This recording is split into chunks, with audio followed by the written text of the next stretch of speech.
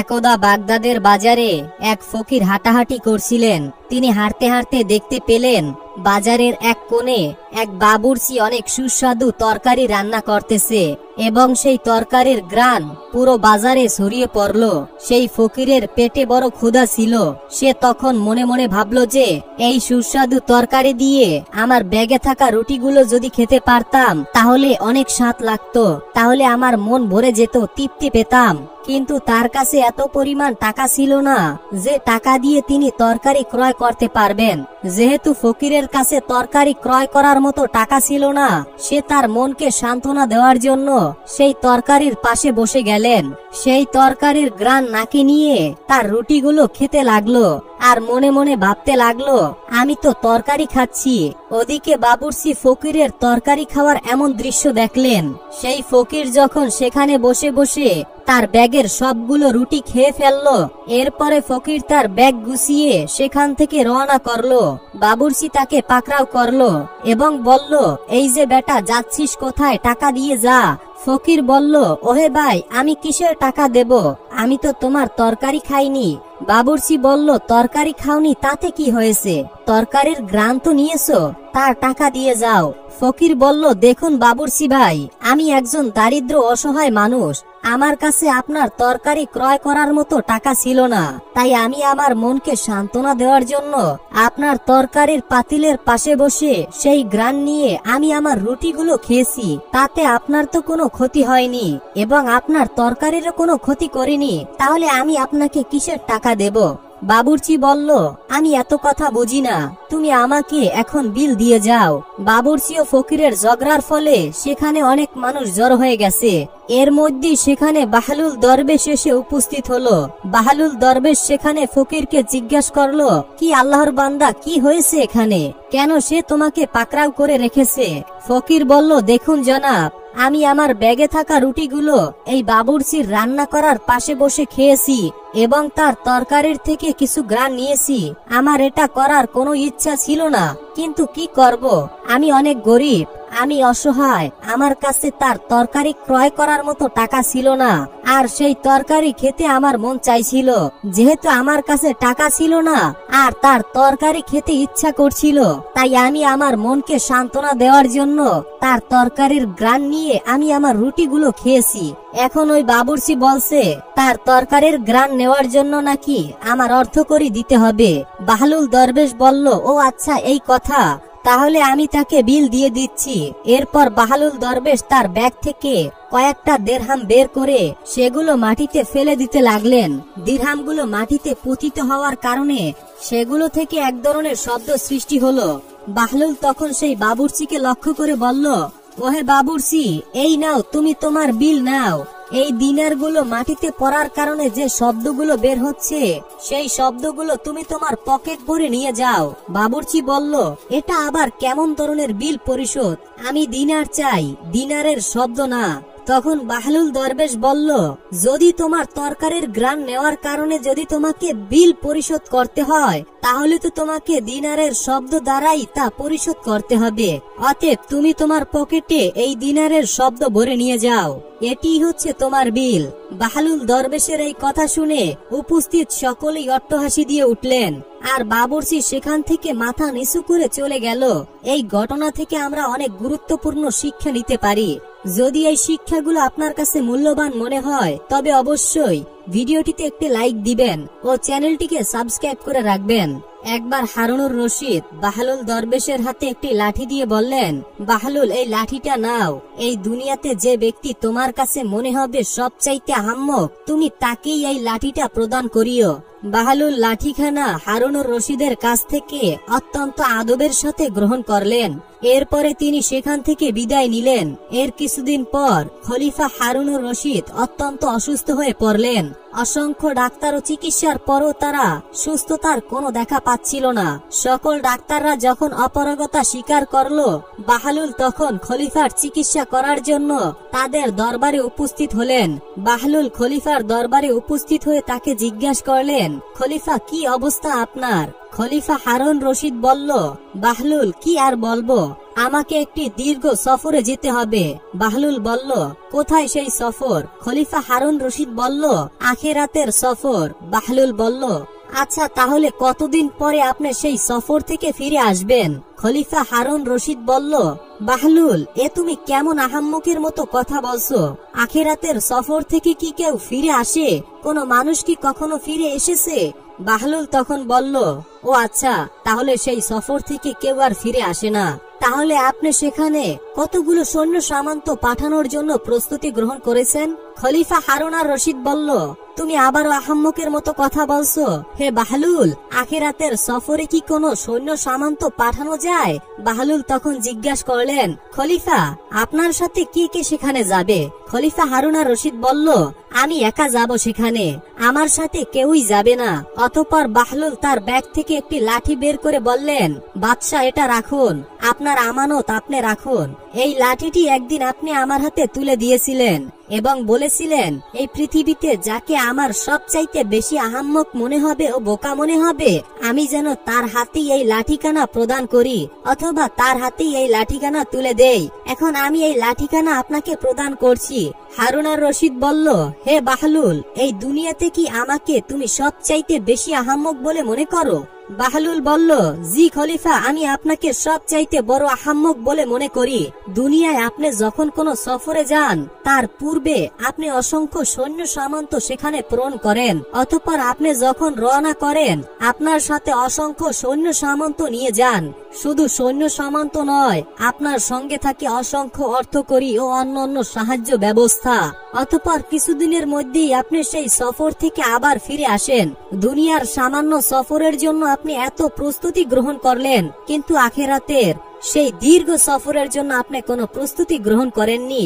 না পূর্বে আপনি কোনো আমল প্রেরণ করেছেন, আর না আপনি আপনার সাথে কোন আমল নিয়ে যাচ্ছেন। তাহলে আপনি বলুন, বাদশাহ, এই দুনিয়ায় আপনার চাইতে বড় আহাম্মক আর কেই বা আছে? হারুন আর রশিদ বাহলুলের কাছ থেকে এমন জবাব শুনে তিনি অবাক হয়ে তার দিকে তাকিয়ে রইলেন। তিনি জর্জর করে তার চোখের পানি ছেড়ে দিলেন। অতঃপর তিনি তার ভুল বুঝতে পারলেন এবং আল্লাহর কাছে অনুতপ্ত হলেন। অতঃপর হারুন আর রশিদ যতদিন এই পৃথিবীতে জীবিত ছিল, ততদিন আল্লাহ রাব্বুল আলামিনের একানিষ্ঠ বান্দা, আল্লাহ তাআলার ইবাদত বন্দিগির মাধ্যমে তার জীবন অতিবাহিত করলেন। লোকমান হাকিমের সম্পর্কে আমরা কম বেশি সবাই জানি। তিনি আল্লাহ রাব্বুল আলামিনের একজন নেককার বান্দা এবং তিনি আল্লাহর একজন ওলি ছিলেন। তার জন্ম আল্লাহর নবী হযরত দাউদ আলাইহিস সালামের যুগে হয়েছিল। তার ইন্তেকাল হযরত ইউনুস আলাইহিস সালামের সময় হয়েছে। হযরত লোকমান হাকিম নবী ছিলেন কিনা এই বিষয় সম্পর্কে কোনো প্রমাণ পাওয়া যায় না, কিন্তু কোন কোন বুজুর্গ এটি বলতে থাকেন যে তিনি একজন আল্লাহর ওলি ছিলেন, আর কোন বুজুর্গ বলে থাকেন যে তিনি একজন নবী ছিলেন। তাই এই বিষয় নিয়ে অনেকের অনেক মত পার্থক্য আছে। যাই হোক, লোকমান হাকিমকে আল্লাহ তাআলা অনেক জ্ঞান ও বিদ্যা বুদ্ধি দান করেছিলেন। বলা হয়ে থাকে যে লোকমান হাকিমের যুগে সমস্ত জিনিসেরই জবান ছিল, অর্থাৎ তাদের জবানও ছিল, তারা কথা বলতে পারত। জড় বস্তু লোকমান হাকিমকে দেখে তারা নিজেরাই বলে দিত যে আমরা অমুক রোগের জন্য কাজে লাগবো, অর্থাৎ আমরা অমুক রোগ ও অমুক রোগের ঔষধের মাধ্যমে রোগের জন্য শেফা রয়েছে। লোকমান হাকিমের সম্বন্ধে একটি অনেক বড় বিখ্যাত ঘটনা রয়েছে যে লোকমান হাকিম সমুদ্রের দ্বিতীয় প্রান্তর খুঁজে বের করার মন স্থির করলেন। তার কাছে একটি তোতা পাখি ছিল, সে তার সঙ্গে কথোপকথন করত, অর্থাৎ কথা বলতেন। লোকমান হাকিম নিজেই একটি জোরব দিয়ে এমন একটি ঔষধ তৈরি করলেন যে এই ঔষধটি খাওয়ার পর তোতা পাখিটি খাওয়া দাওয়া ছাড়া এবং ক্লান্তহীনভাবে 6 মাস ধরে উড়তে পারবে।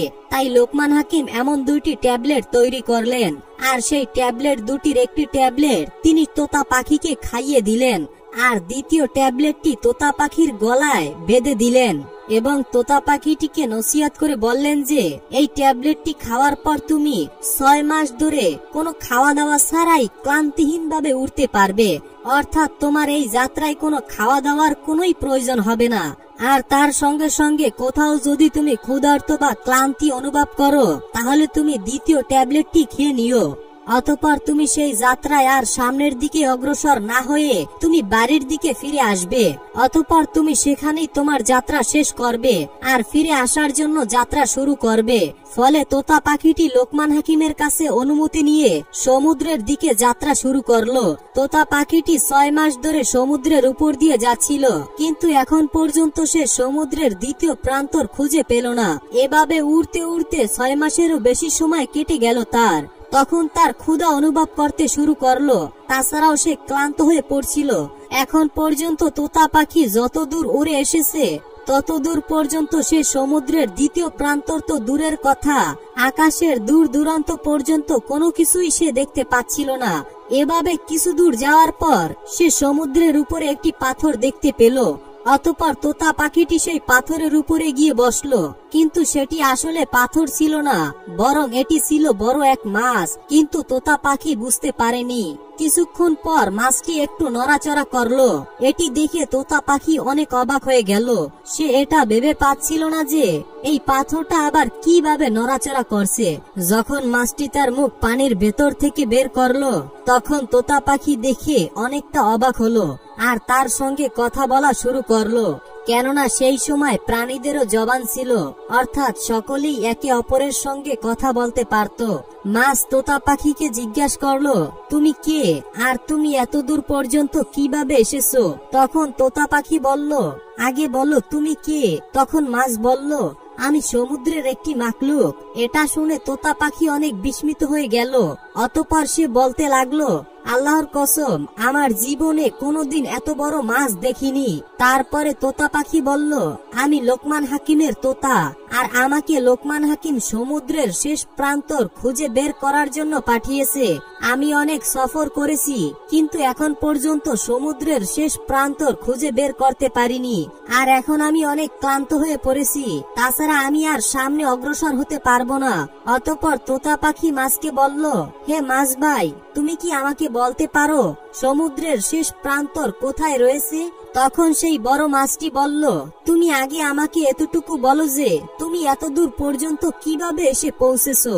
তখন তোতা পাখিটি সমস্ত ঘটনা সেই মাছকে খুলে বলল যে লোকমান হাকিম কিভাবে 2টি ট্যাবলেট তৈরি করেছিল আর কিভাবে তাকে খাইয়ে দিলেন, আর সেই ট্যাবলেট খাওয়ার ফলে তার 6 মাস পর্যন্ত কোনো খাবারের প্রয়োজন হয়নি। এই সমস্ত কিছু সেই মাছকে জানিয়ে দিল। তখন মাছ বলল, হে তোতা, সমুদ্রের দ্বিতীয় প্রান্তর কোথায় রয়েছে এটা তো আমিও বলতে পারবো না, কিন্তু আমি তোমার জন্য এতটুকু কাজ করতে পারি। তুমি যেখান থেকে এসেছো সেখানে আমি তোমাকে পৌঁছে দিতে পারি। মাছের কথা শুনে তোতা পাখি বলল, ঠিক আছে, আমাকে তাহলে সেখানেই পাঠিয়ে দাও যেখান থেকে আমি এসেছি। তারপরে মাছ বলল, তুমি আমার পিঠের উপরে চড়ে বসো।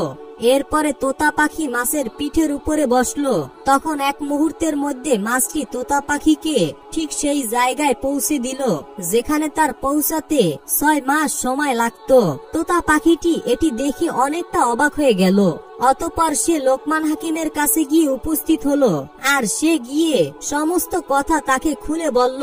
তিনি এই সমস্ত কথা শুনে অবাক হলেন এবং আল্লাহ তাআলার দরবারে সেজদায় পড়ে গেলেন আর বলতে লাগলেন, হে আল্লাহ, অবশ্যই আপনি জানেন যে সমুদ্রের শেষ প্রান্তর কোথায় রয়েছে। একদিন হযরত খাজা গরিবে নওয়াজ রহমাতুল্লাহি আলাইহি তার মুরিদকে নিয়ে ইসলাম প্রচারের জন্য রাজস্থানের এক এলাকা দিয়ে যাচ্ছিলেন। সেই সময় রাজস্থানের লোকেরা সূর্যের পূজা করত। শুধু তাই নয়, বিভিন্ন মানুষ বিভিন্ন জিনিসের পূজা করত। তাই তখন তার মুরিদেরা সেই গ্রামের ভিতর দিয়ে যাচ্ছিলেন। তখন তাদের নজর যায় একটি গরুর মূর্তির উপরে। সেটি ছিল মার্বেলের, অর্থাৎ পাথরের তৈরি, এবং সেটি দেখতে খুবই সুন্দর ছিল আর মানুষ তার পূজা করছিল। তখন তার মুরিদের মধ্যে এই খেয়াল আসলো যে গরুটি যেহেতু এত সুন্দর, তাহলে তার দুধ পান করা যাক। যদি এমন হতো এই গরু দুধ দেওয়া শুরু করত, সেই দুধ পান করে আমরা তৃপ্তি মেটাতে পারতাম। এইসব ভাবতে ভাবতে তাদের মনে পড়ল, আমরা তো হযরত খাজা গরিবে নওয়াজ রহমাতুল্লাহি আলাইহির সাথে আছি, তাহলে চিন্তা কিসের? তখন সেই মুরিদেরা হযরত গরিবে নওয়াজ রহমাতুল্লাহি আলাইহির কাছে এসে উপস্থিত হলো এবং তাদের ইচ্ছার কথা বলল, হুজুর, আমরা চাই সেই গরুর দুধ পান করতে। তখন হযরত গরিবে নওয়াজ রহমাতুল্লাহি আলাইহি তার মুরিদের আবদার শুনে মুস্কি হেসে বলল, ঠিক আছে চলো। যখনই হযরত গরিবে নওয়াজ রহমাতুল্লাহি আলাই আর তার মুরিদরা সেই গরুর মূর্তির কাছে এসে পৌঁছালো, তখন সেই গ্রামের লোকেরা সেখানে এসে জড়ো হলো। আর সকলের মুখে একটাই প্রশ্ন, আপনারা এখানে কি করছেন? আমরা এর পূজা করি, আপনারা এর কাছ থেকে দূরে সরে যান। তখন হযরত গরিবে নওয়াজ রহমাতুল্লাহি আলাই বললেন, আমরা এখানে কিছুই করতে আসিনি, শুধু আমার এই মুরিদদের ইচ্ছা পূরণ করতে এসেছি। আর এদের ইচ্ছা হচ্ছে এই গরুর দুধ পান করা। এই কথা শুনে গ্রামের সকলেই খিলখিল করে হাসতে লাগলো আর বলতে থাকলো, এটা কি কখনো হয় নাকি? পাথরের গরু কিভাবে দুধ দেবে? তখন খাজা গরিবে নওয়াজ রহমাতুল্লাহি আলাই মুস্কি হাসি দিয়ে বলল, হ্যাঁ অবশ্যই এই গরু দুধ দেবে, আর আমার শিষ্যরা সেই দুধ পান করবে।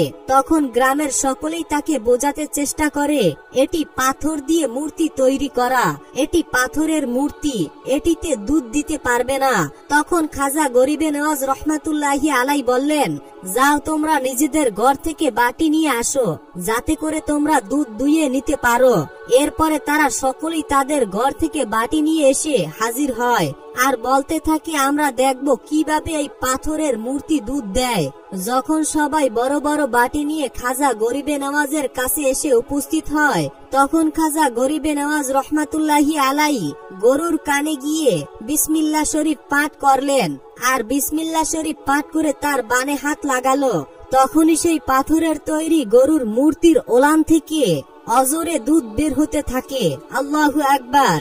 এমন দৃশ্য দেখে গ্রামের প্রতিটা মানুষ অবাক হয়ে তাকিয়ে থাকলো। এটা আবার কিভাবে সম্ভব? পাথরের গরু দুধ দিচ্ছে। মানুষ যখন দেখে পাথরের গরু দুধ দিচ্ছে, তখন সবাই যার যার পাত্রে দুধ ভরে নেয়।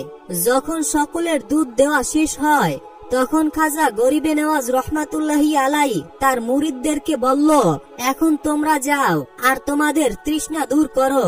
গ্রামের লোকেরা যখন খাজা গরিবে নওয়াজ রহমাতুল্লাহি আলাইয়ের এমন কেরামতি দেখলো, তখন তারা সকলেই বলতে থাকে, উনি তো অনেক বড় ধরনের একজন সাধক, আমরা চলো তার পায়ে লুটিয়ে পড়ি। এই কথা বলে সকলেই তার পায়ে পড়ে যায় এবং তারা সকলে মিলে বলতে থাকে, আপনি আমাদের দেবতা, আজ থেকে আমরা আপনাকে দেবতা বলে মান্য করব। তাদের কথা শুনে হযরত খাজা গরিবে নওয়াজ রহমাতুল্লাহি আলাই বলল, আমি কোনো দেবতা নয়, আমি আল্লাহ তাআলার একজন বান্দা। যদি তোমরা আমাকে বিশ্বাস করো আর আমাকে ভালোবাসো, তাহলে আমি যার উপরে ঈমান এনেছি তোমরাও তার উপরে ঈমান আনো। তখন সেই গ্রামের সকল লোকেরা বলল, আপনি বলুন আমাদের কি করতে হবে, আপনি যা বলবেন আমরা তাই করব। তখন হযরত খাজা গরিবে নওয়াজ রহমাতুল্লাহি আলাই বললেন, তোমরা আল্লাহ তাআলার কালেমা পড়ে নাও, লা ইলাহা ইল্লাল্লাহু মুহাম্মাদুর রাসূলুল্লাহ সাল্লাল্লাহু আলাইহি ওয়াসাল্লাম। এরপরে হযরত খাজা গরিবে নওয়াজ রহমাতুল্লাহি আলাইয়ের কথা মতো সম্পূর্ণ গ্রামের মানুষরা কালেমা পাঠ করে মুসলমান হয়ে গেল। সুবহানাল্লাহ, আল্লাহু আকবার।